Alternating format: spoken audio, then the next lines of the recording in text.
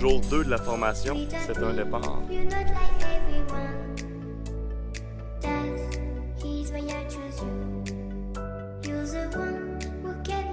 mange ce matin? Des œufs, des crêpes et des fruits. Si t'en veux plus, qu'est-ce qui se passe? Je reviens. Un petit melon d'eau avec ça? Ouais, les fruits sont vraiment bons ici. Banane! Ça va être très important d'appliquer la crème solaire. C'est un départ. On va voir si la formation va être lock and load pour 9 heures. Tout va très bien pour l'instant. 8h54.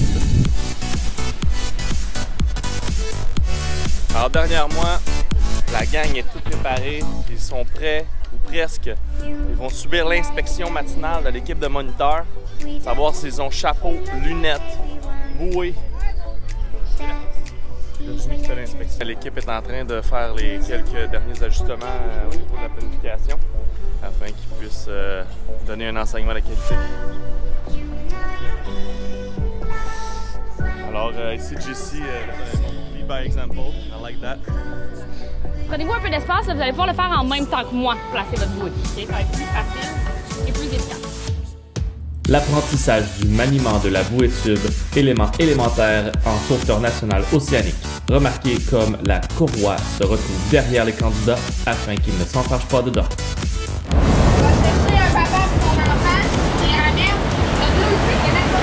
Récupération d'une victime non nageur à l'aide d'une bouée tube utilisée avec la technique de ceinturage arrière. Suivi du contrôle de la victime dans les brisants. Bon travail!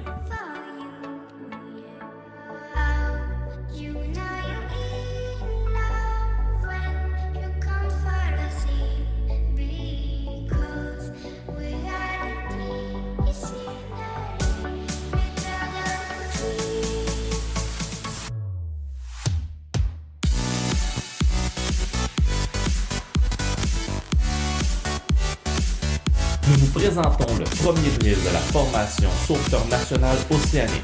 Un drill consiste à pratiquer la technique préalablement enseignée afin de mieux la maîtriser. Ici est présenté les entrées à l'eau avec bouée tube. Bonne pratique!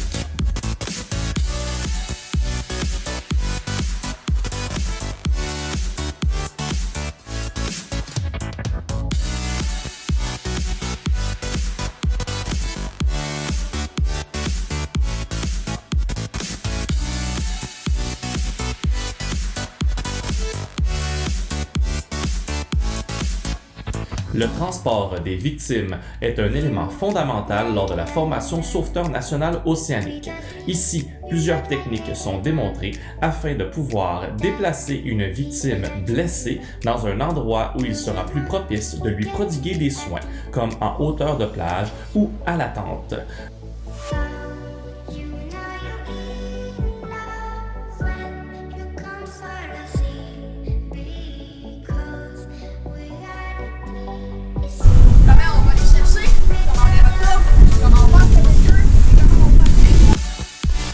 La récupération d'une victime inconsciente est la combinaison de plusieurs techniques préalablement apprises par les candidats.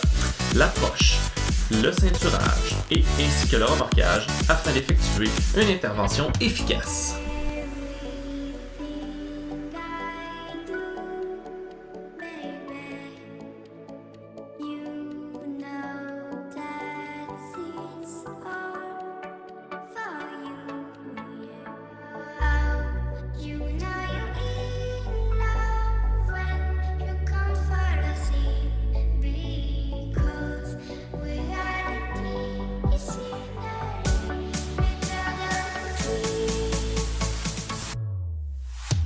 Défi physique numéro 1 de la formation. Cette épreuve consiste à courir 100 mètres, nager 100 mètres et récupérer une victime pour ensuite la remorquer sur 100 mètres. Les candidats doivent réussir cette épreuve en 8 minutes et moins.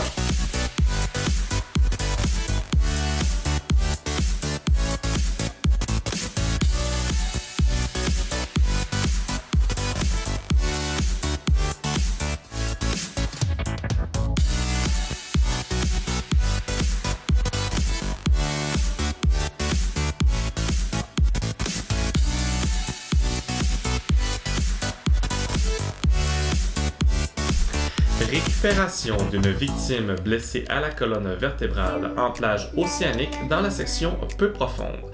Le sauveteur 1 vient immobiliser la tête de la victime face aux vagues et appelle du renfort. Lorsque le renfort est arrivé, l'ensemble de l'équipe peut maintenant retourner la victime en direction de la plage tout en s'assurant de bien stabiliser la colonne vertébrale.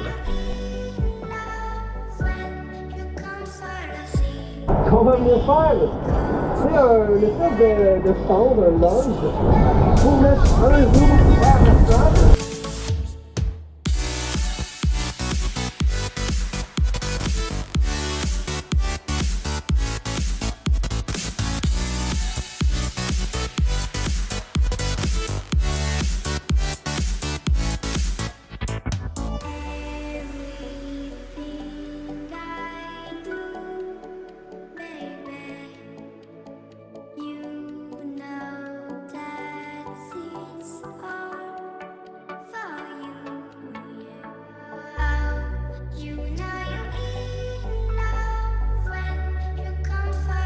Chez Surf Rescue, nous utilisons la planche de surf dans le cours de perfectionnement océanique comme outil de sauvetage.